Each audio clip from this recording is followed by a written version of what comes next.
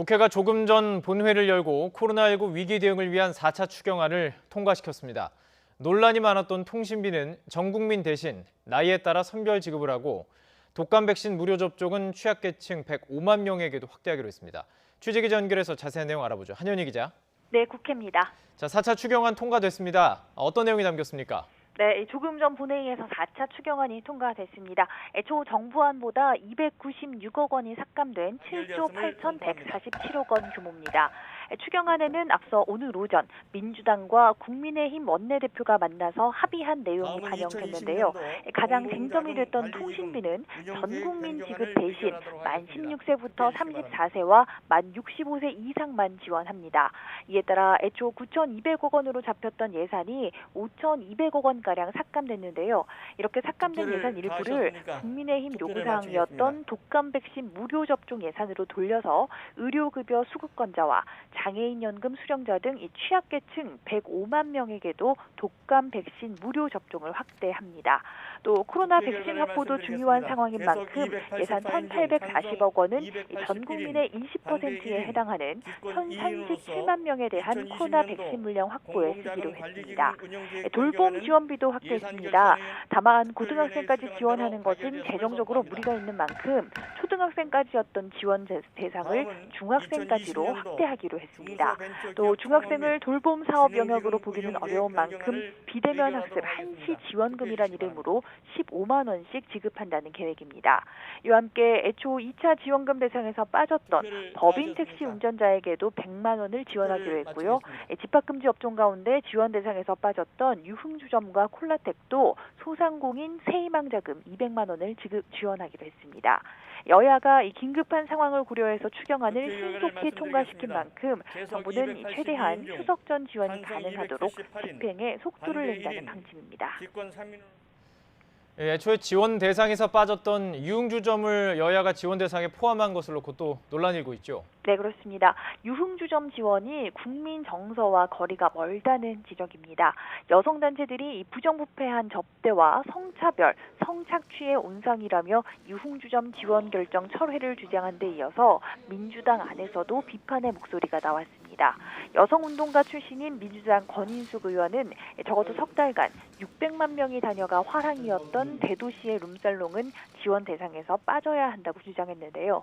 이 같은 비판에 대해 민주당 예결위 간사인 박홍근 의원은 현장에서 업소 간 칸막이가 무너져서 도우미를 부르는 업소와 아닌 업소를 구분하는 것이 현실적으로 힘들고 또 모두가 코로나로 인한 타격을 받은 상황에서 공동체에 피해를 끼치지 않기 위해 방역에 협조했는지를 평가한 것이라고 설명했습니다. 또 유흥업을 장려하기 위해서가 아니라 실제로 문을 닫아서 피해가 큰 업종들이었고 지원이 없을 경우 또다시 어려운 상황이 발생했을 때 방역 협조 요청이 어려워질 수도 있다는 고민이 깔려 있다고도 덧붙였는데요. 이 같은 설명에도 지원 대상을 둘러싼 논란은 계속 이어질 것으로 보입니다. 지금까지 국회에서 YTN 한현입니다. 네, 조금 전에 통과한 4차 추경안 국회 취재기자 연결해서 들어봤습니다. 나이트 포커스, 오늘은 이 내용 다뤄보도록 하겠습니다. 박창환 장한대 교수 또 이종훈 정치평론가 모셨습니다. 안녕하십니까? 안녕하세요. 네. 자, 오신 딱 그 직후에 통과가 됐습니다. 지금 원래 알려졌던 그 안보다 줄어든 게 있고 확대된 부분이 있어요. 먼저 줄어든 것부터 좀 얘기를 해볼 텐데요. 그러니까 이제 2만 원 통신비에 대해서 원래는 이제 거의 모든 사람, 그러니까 다 지급을 하려다가 이제 선별 지급을 바뀐 겁니다. 네, 뭐 일단 표면적으로는 국민의힘 쪽의 반대가 굉장히 심했죠. 예. 통신비 2만 원 지원, 전 국민 통신비 2만 원 지원은 선심성 아니냐. 예. 차라리 지금 더블 데믹이 유로되는 상황이니까 전 국민 무료 독감 백신으로 이제 하자 이렇게 네. 이제 주장을 했는데 예. 이게 이제 뭐 양쪽 다 사실은 문제점이 있는 주장이었어요. 네. 그런데 이제 여당 입장에서 보면 추석 전에 무조건 지원을 해야 되는 상황이죠. 추석 전에 지급하지 않으면은 지금 추경을 한 의미가 없어지는 거거든요. 그런데 추석 전에 하려다 보면 지금 국민의힘 쪽에서 독감 무료 백신을 강력하게 주장하고 있는 상황이었기 때문에 이걸 만약에 밀어붙이게 되면 또다시 역풍이 불 수도 있는 또 네. 그런 상황이에요. 그러니까 소위 말하면 추석 밥상에 이 통신비 2만 원 때문에 사실 본질은 소상공인 지원이었거든요. 네네. 2.5단계에 따라서 장사를 못했던 예. 이 소상공인을 지원하는 게 본질인데 부수적인 통신비 2만 원 때문에 밀어붙이는 모습을 보인다. 사실 이거 쉽지 않은 일이었죠. 좀 그런 점에서 일부 양보를 하는 선에서 예. 타협을 맺을 수밖에 없었다. 또 국민 여론도 네. 통신비 2만 원 지원에 대해서 이 여론조사에서 보면은 그다지 우호적이지도 않았거든요. 예. 좀 그런 점에서 보면 뭐 현실적인 추석 전 지급을 위한 현실적인 타협이었다. 이렇게 볼 수밖에 없을 것 같습니다. 그러니까 지금 여기서 그 아낀 5천억 원은 이제 다른 곳으로 이제 확대시켰던 부분인데 결국에는 이게 선별 지급, 보편 지급 이 논란이 계속 반복됐었다가 다시 선별 지급으로 간 거예요. 정리를 보면. 네, 그렇죠. 예. 그러니까 사실은 이번 같은 경우에는 처음부터 원칙이 많이 흔들렸다라고 예. 저는 생각을 해요. 그러니까 예. 이번에 이제 2차 재난지원금 지급 관련해서는 여당 내에서부터 여권 내에서부터 뭐 선별 지급이냐 보편 지급이냐 애초부터 논란이 있었어요. 그죠? 예. 결국은 이제 선별 지급. 그러니까 정부 재정에 문제가 있으니까 네. 이제 재정 부담을 줄이기 위해서 선별 지급으로 이제 가닥을 잡았던 건데 그런데 거기서 또 결정적인 실수가 나오는 게 저는 이것도 역시 이제 정치적인 고려 때문에 그랬다라고 보는데 그러니까 2만 원 통신비 지급은 뭐 이거는 거의 그 보편적 지급처럼 이렇게 또 중간에 하나가 끼어 들어간 거예요. 자, 그러다 보니까 논란이 커질 수밖에 없어진 그런 그 상황이다. 그러니까 그 이후 상황은 사실은 여야의 힘겨루기뿐만 아니고 예. 그러니까 각 그러니까 로비 단체들이 적극적으로 로비해서 자기 쪽으로 돈을 끌어가려고 하는 그런 대상으로 이게 좀 전락을 하고 말은 그런 상황이 돼버렸다라고 보고요. 그렇게 판단하시고요. 그리고 이게 결국은 그러다 보니까 정치권에서는 그냥 표 관리용으로 이리저리 그냥 이렇게 쪼갠 그런 그 식으로 결국 결론이 났다 이렇게 좀 봐요. 그러니까 지금 논란이 많이 되고 있는 네네. 그 유흥업소 부분도 예. 사실은 유흥업소는 제외시키려고 정부는 처음에 생각했던 거죠. 예. 자, 그런데 이 기초지자체 장들이 다 들고 일어난 거 아니에요. 네. 우리 동네 사정들 보니까 유흥업소도 어렵던데 무슨 얘기냐. 이분들이 또 요구를 하니까 그 요구도 또 안 들어줄 수 없고. 예. 그러니까 여기저기 이런 요구들을 들어주다 보니 이 결과적으로 보면 굉장히 약간 누더기가 좀 돼버린 그렇게 그런 상황이 판단하시고요. 아닌가 이렇게 생각합니다. 예. 유흥업소 얘기가 나왔으니까 이 부분 좀 짚어보죠. 이 부분에 대해서 좀 논란이 있습니다. 이게 그 QR 코드라고 이렇게 입장할 때 찍고 요즘에 하잖아요. 그걸 통해서 검사를 해봤더니 뭐 유흥업소에 관련해서 연인원입니다. 600만 명 정도가 들어갔다. 그러니까 이곳을 지원하는 것이 맞느냐? 코로나 바이러스가 확산할 수도 있는 가능성이 있는 곳 아니냐? 이런 지적까지 있어요. 네. 뭐 사실 그 기사들의 댓글에 보면은 네. 한 달에 수천만 원씩 벌던 그런 유흥업소까지 돈을 지원해야 되느냐라고 하는 불만의 목소리가 높은 게 사실입니다. 예. 사실 마음 같아서는 뭐 지원 안 해도 되지 않냐 이런 생각이 들긴 하는데 예. 근데 이제 선별이냐 보편이냐를 가지고 어떤 기준을 만들면은 그 기준에 포함되는 데 대해서 지원을 누구는 주고 누구는 안 주고 할 수가 없는 부분이 있는 거예요. 그러니까 즉 일관성이라고 하는 게 있는 거죠. 예. 이번 추경이 제기된 이유는 2.5단계에 따라서 예. 영업이 금지된 업소들이 있었습니다. 그거에 따른 중소상공인들의 어려움을 도와주고자 시작됐거든요. 그런데 지금 뭐 PC방이라든지 뭐 이런 여러 곳들은 다 지원을 해줬는데 이제 유흥업소라고 하는 이유로 이 대를 지원하지 않는다면 다음에 정말로 더블 데믹이 왔다 또는 예. 더 큰 쓰나미가 왔다 예. 그랬을 때 그러면 다음에 정부나 지자체가 문 좀 닫아주세요라고 했을 때 그 업체들이 문 닫겠냐? 안 닫는다는 거죠. 그럼 불법적이고 음성적인 영업들을 계속 할 텐데 그렇게 되면은 정말로 말 그대로 감염 경로 불명이라고 하는 네네. 감염이 확산될 수 있기 때문에 예. 애초에 선별이라고 하는 기준을 정했을 때부터 생길 수밖에 없는 논란이긴 했지만 네네. 방역의 차원에서 본다면 그게 뭐 유흥업을 갖다가 뭐 장려하기 위해서 주는 건 아니잖아요. 코로나라고 하는 게 유흥업소와 비유흥업소를 가리는 게 아니기 때문에 예, 예. 방역에 협조를 해줬고 방역 또 대책 때문에 문 닫은 곳이다. 그렇죠. 예. 좀 그런 차원에서 본다면 좀 마음에 들지 않더라도 예. 불가피하게 지원을 해야 되지 않느냐. 뭐 이런 고심이 뭐 저는 여야의 그런 고심들이 있었고 예. 뭐 그 부분은 좀 타당한 면이 있다고 봅니다. 또 확대된 곳을 살펴보면은 이제 돌봄 지원, 그러니까 초등학교 학생들이 집에 많이 있잖아요. 그러니까 이 돌봄하는 데 들어가는 비용들도 있을 것이고 그런 것들 때문에 초등학생만 원래 포함을 시켰다가 이걸 중학생까지 확대시킨 겁니다. 이거 어떻게 보십니까?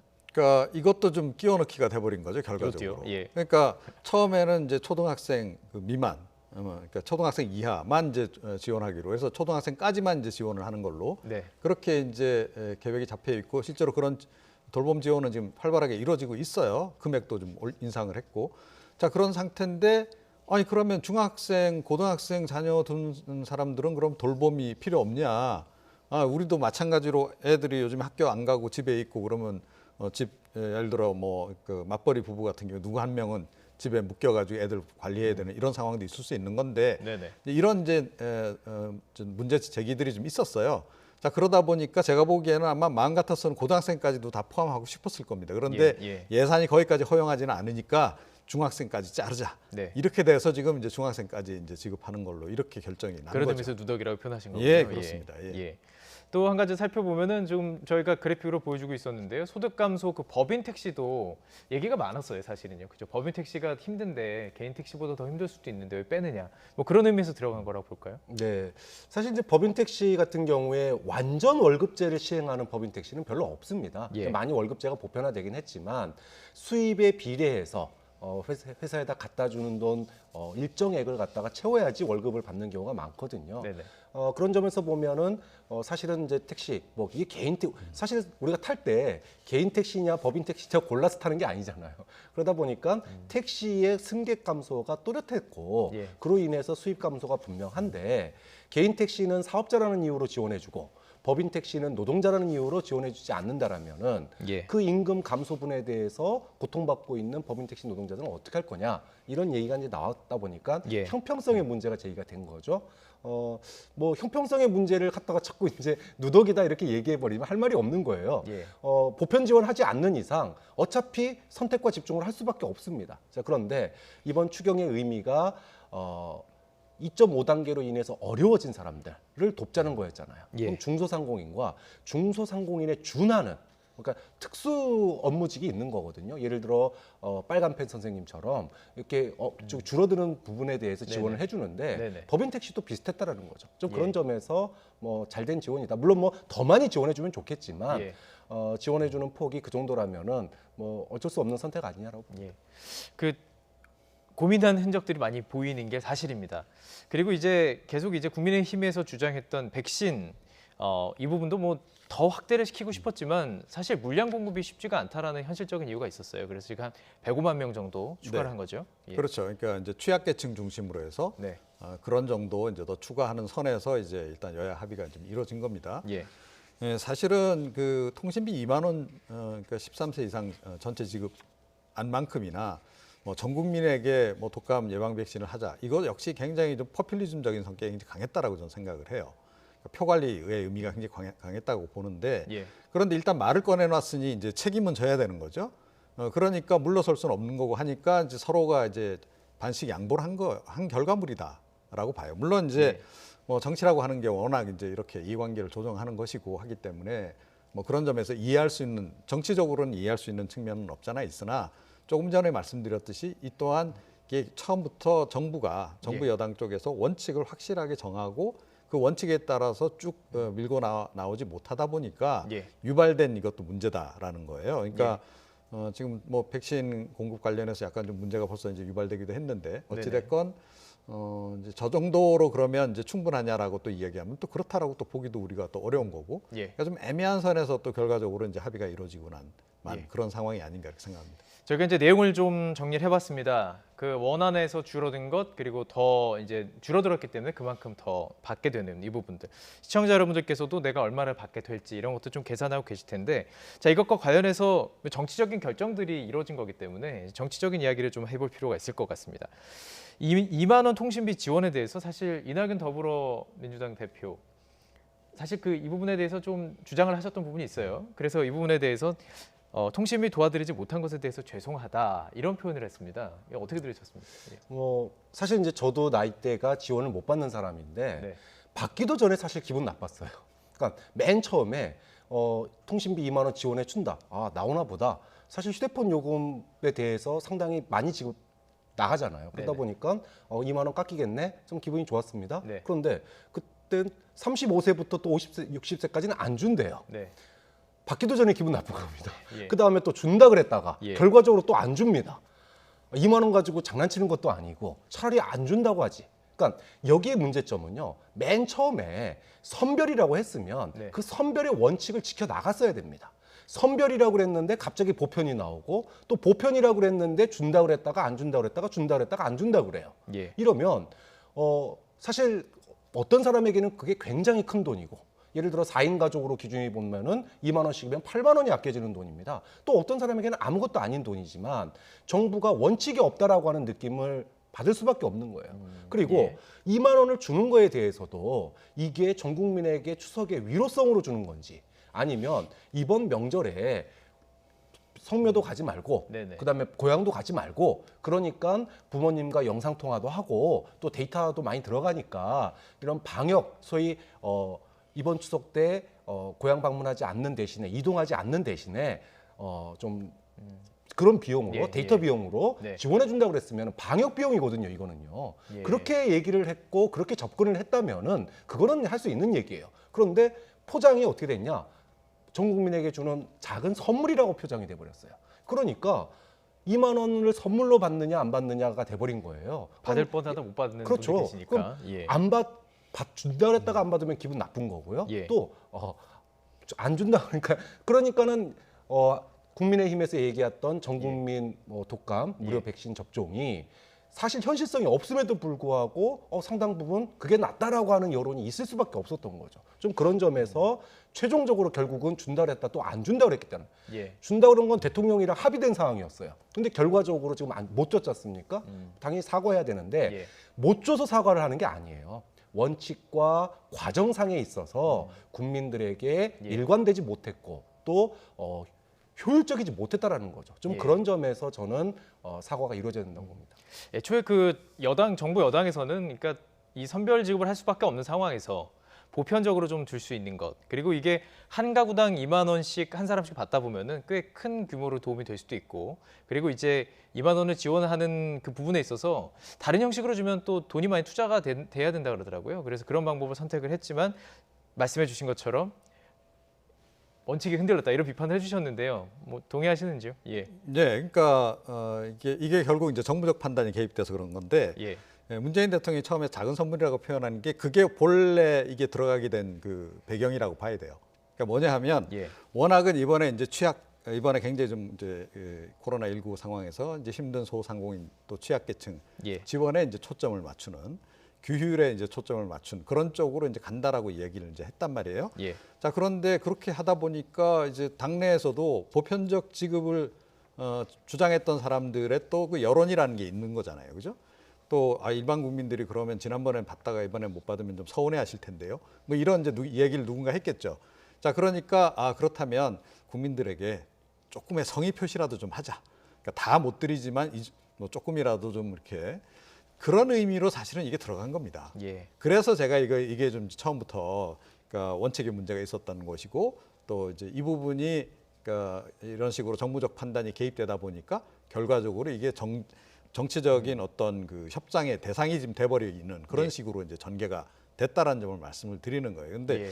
이번 그 추경안 편성 과정을 통해서 그러니까 청와대도 그렇고 정부 여당 쪽에서도 앞으로도 아마 제가 보기엔 또 이런 재난지원금을 추가로 지급해야 될 상황이 발생할 수도 있습니다. 내년에도 마찬가지고 또 추경안 편성해야 될 경우가 그렇죠. 있을 수 코로나 있는데 상황에서. 예.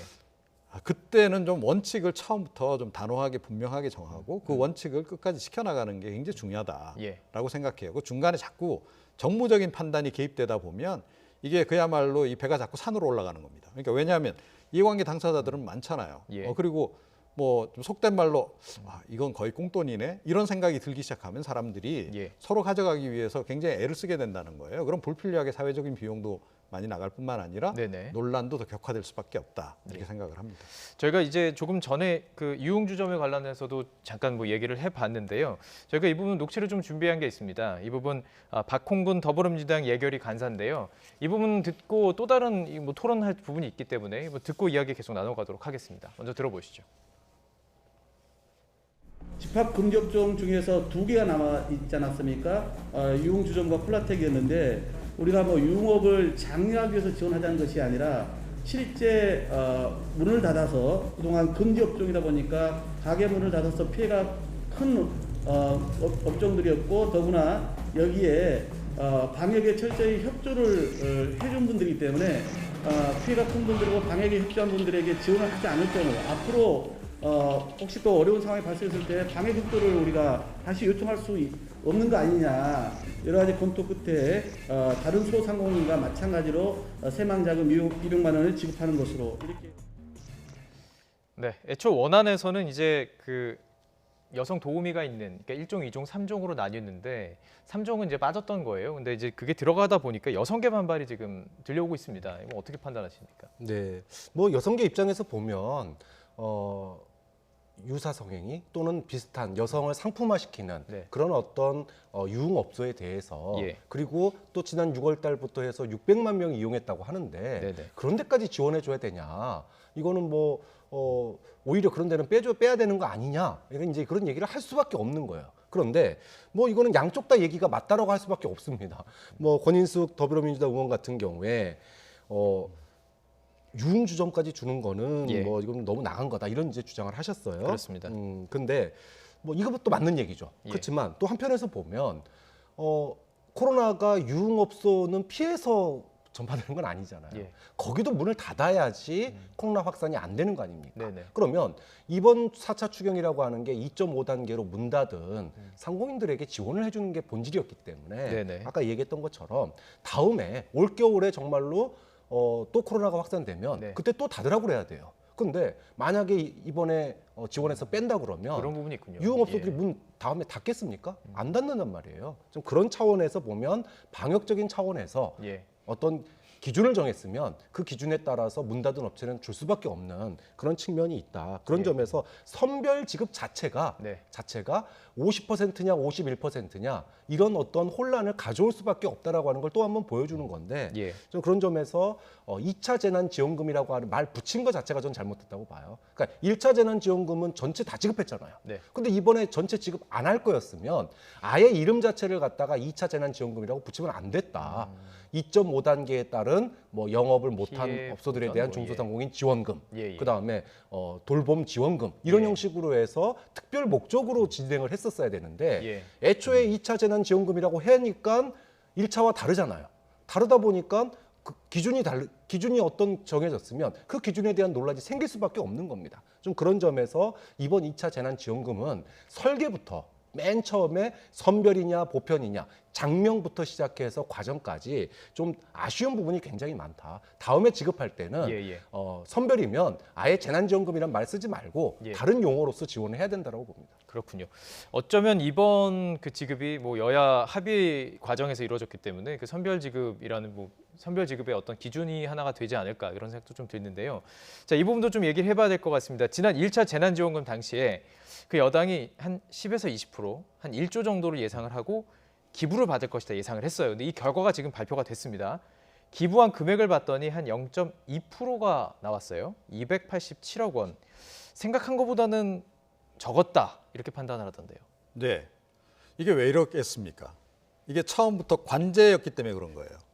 예. 그러니까 관제다. 정부 여당이 예. 앞서서 네. 예. 이렇게 대신 기부를 하고 이러면 좋겠다라고 이야기를 하고 나섰기 자발적인 때문에 그렇죠. 국민들 운동이 입장에서는 아니라. 반발이 예. 이제 있을 수밖에 없는 거고 그때 논란이 또 한 차례 있었던 거 기억하시는지 모르겠습니다. 그러니까 저도 그 얘기를 했는데 자, 재난지원금을 나눠줘요. 그런데 그때는 이제 그 1차 재난지원금 때는 가장 큰 명분이 뭐였냐면 소비진작이었어요. 내수진작. 네. 자, 그러면 지급된 돈을 빨리 써주는 게 사실은 애국인 거죠. 그 당시에는. 그런데 이걸 또 기부를 하라 그래요. 그럼 기부하면 이제 기부단체 거쳐서 뭐 어느 나중에 궁극적으로는 시장에 그 돈이 풀리겠으나 몇 단계 거쳐서 또 시간도 상당히 시차를 두고 나중에 집행될 수밖에 없잖아요. 그죠? 네. 네. 자, 그런 점에서 그때 이미 논란이 있었던 거고요. 일단 국민들 입장에서 거부감이 딱 먼저 드는 거죠. 옛날에 뭐 군사 독재 시절에 관제 기부 저런 거 굉장히 많이 했었잖아요. 예, 수재 의원금, 뭐 반강제 모집 뭐 이런 거 우리가 굉장히 많이 경험했었는데 예, 예. 그런 게 자꾸 떠오르는 거죠. 예. 저 때도 사실은 정부 여당이 나서지 않고 가만히 그냥 있고 일반 국민들 사이에서 자발적으로 아마 분명히 그런 움직임이 있었을 거라고 봐요. 우리 그냥 이거 받은 거 좀 여유 있는 사람들은 기부합시다. 자, 부자들 중심으로 해서 그런 이제 운동이 먼저 시작이 됐다 그러면 오히려 좀 더 이게 굉장히 활성화됐을 것이다. 이렇게 생각을 해요. 물론 이제 그 당시 말씀해 주신 것과 지금은 이제 뭐 워낙 그 차이가 있는 뭐 네. 세월이긴 하지만 기부 강요라는 느낌을 준 것이 아닌가 이렇게 얘기를 하신 것 같은데요. 뭐 어떻게 생각하시나요? 예. 근데 사실 이제 기부금 그때 예. 1차 재난 지원금 예. 받기 전까지는 이거 받으면은 기부해야 되는 거 아닌가? 사실 그런 생각들을 하신 분들이 꽤 있었습니다. 그런데 지원되고 나서 분위기가 바뀌었어요. 아까 뭐 들어온 돈이니까 쓴다 이게 아니라 네. 각종 방송에서 예. 재난지원금 받은 거 빨리 써주세요. 이게 지금 나라 살리는 길입니다라고 모든 방송에서 얘기를 했습니다. 그래서 이게 마트, 식료품, 막 대중음식 이런 데서 지금 그래픽 보여주고 있는데요. 이런 데 사용이 됐네요. 그렇죠. 그러니까 내가 이걸 기부하는 게 나라를 돕는 게 아니라 쓰는 게 나라를 돕는 거다라는 얘기를 들으니까 예. 맞거든요, 그 얘기가. 예, 예. 그러니까 이거 기부할 게 아니라 써야 되는 거네라고 이제 쓰게 된다는 거죠. 좀 그런 점에서 아까도 이종훈 평론가님 얘기하셨지만 예. 정부가 얘기하지 않았으면 아마 자발적인 기부 움직임이 생각보다 컸을 수도 있습니다. 예. 근데 정부가 얘기했죠. 그 다음에 사회적인 분위기가 경제를 갖다가 다시 살려야 된다라고 하는 분위기가 있었기 때문에 당연히 기부는 줄어들 수밖에 없었다. 그래서 애초에 정부가 기부 얘기한 것 자체가 조금은 좀 뭐랄까요 섣부른 그런 얘기 아니었냐라고 지금 돌이켜 보면 그렇다는 겁니다. 예, 알겠습니다.